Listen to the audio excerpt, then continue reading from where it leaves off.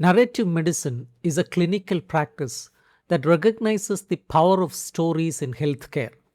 It is defined as medicine practice with a narrative competence to recognize, absorb, interpret, and be moved by the stories of illness.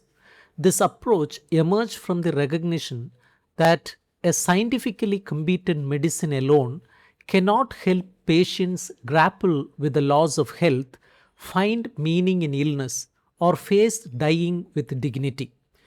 Patients and doctors need to understand each other's stories to provide effective care. When a doctor listens to a patient's narrative with full attention, they gain access to crucial information about the patient's fears, values, and lived experience that no laboratory test can reveal. Conversely, when patients feel truly heard, they experience a healing that goes beyond symptom relief.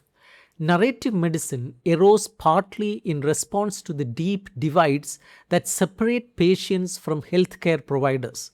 These divides are not merely about communication, they reflect fundamentally different ways of experiencing illness and health. The first divide is mortality awareness. Patients who become seriously ill suddenly confront their own finitude. They face the terrifying realization that their body is failing. Meanwhile, doctors who deal with sickness and death daily often develop a professional distance. They may view death as a technical defeat rather than a human reality.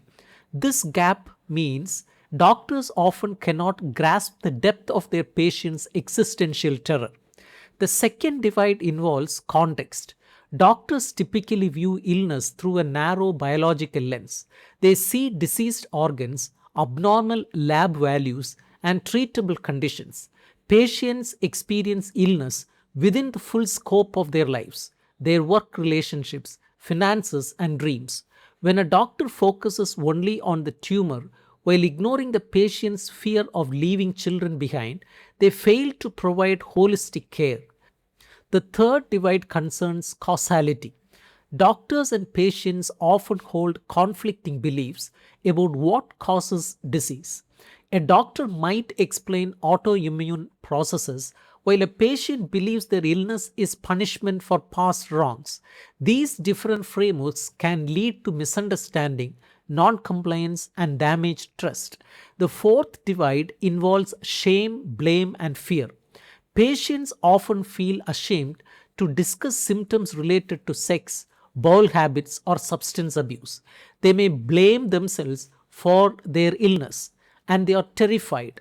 Doctors may not know how to address these emotions or may avoid them altogether. The result is parallel suffering. Both patient and doctor suffer but in isolation from one another. Narrative medicine draws on five features that characterize both effective stories and effective clinical practice. First, temporality. All stories unfold in time, and so does illness.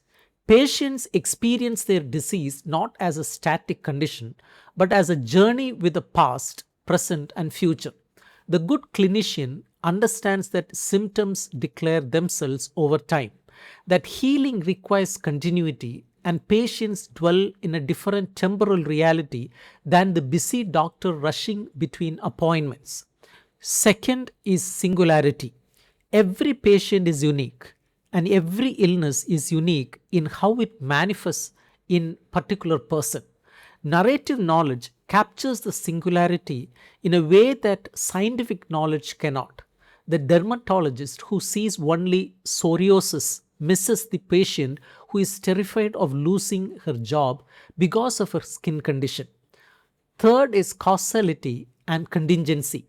Stories seek to explain why things happen. Patients desperately want to know why they got sick, yet much of illness is random and unfair. Narrative helps us live with this contingency without erasing the search for meaning. Fourth is intersubjectivity. Stories require a teller and a listener. This relationship itself is healing. When patients tell their stories and are truly heard, they feel less alone. The doctor who listens well becomes a co creator of meaning. Fifth, ethicality. Telling and receiving stories involves ethical obligations. When a patient reveals something vulnerable, the doctor incurs a duty to honor that trust. Narratives have the power to heal but also to exploit. The ethical clinician approaches stories with respect and responsibility. Narrative medicine can be understood as three interconnected movements that together transform clinical practice. Attention is the first movement. This is the state of focused presence that a listener can offer to a teller. It means suspending one's own concerns, emptying the mind of distraction, and becoming a receptive vessel for the patient's story. Henry James described this as the great empty cup of attention. Achieving this state requires practice and discipline, but it is the foundation of all that follows. When patients say, "No one ever left me do this before," they are describing the gift of genuine attention. Representation is the second movement. Once we have attended to a patient's story, we must represent it in writing, in speech, or in our own understanding. Representation is not mere documentation, this is an act of creation. By putting a patient's experience into words, the clinician makes it visible and real. Writing about patients often reveals aspects of their situation the clinician did not consciously know. This is the power of reflection. Affiliation is the third movement. Deep attention and truthful representation lead to connection affiliation between clinician and patient and among healthcare team members. This is not a sentimental bond but a professional commitment to accompany one another through illness. Affiliation is the ultimate goal, a healing relationship that supports both patient and caregiver. Two teaching methods are central to developing narrative competence. The parallel chart invites healthcare students and professionals to write in ordinary language about their patients and their own experiences. Unlike the hospital chart, which is clinical and detached, the parallel chart captures the personal, emotional, and metaphorical dimensions of care. Students discover that writing about patients reveals what they truly think and feel. They realize they are not alone in their struggles. Their capacity for empathy grows.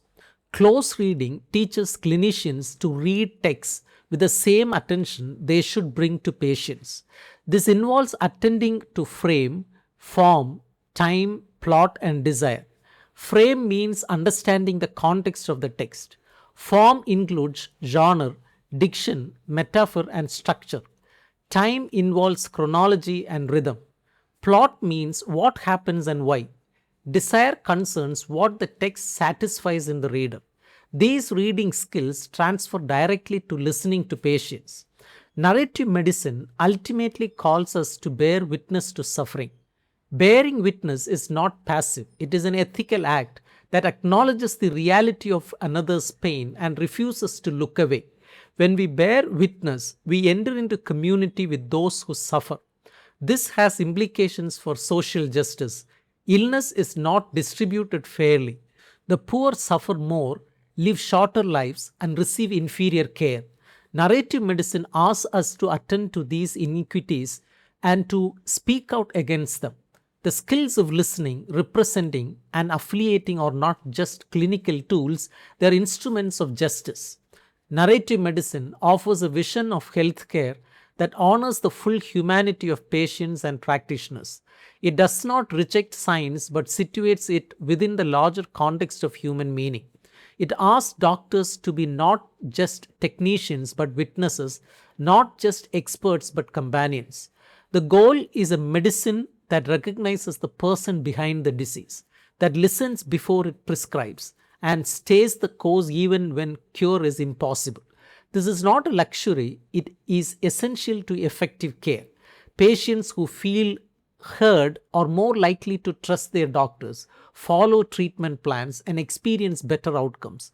Clinicians who practice narrative medicine are less likely to burn out and more likely to find satisfaction in their work.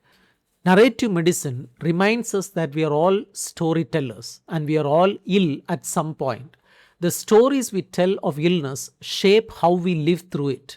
The stories we receive from others shape how we care for them. By honoring these stories, we honor each other.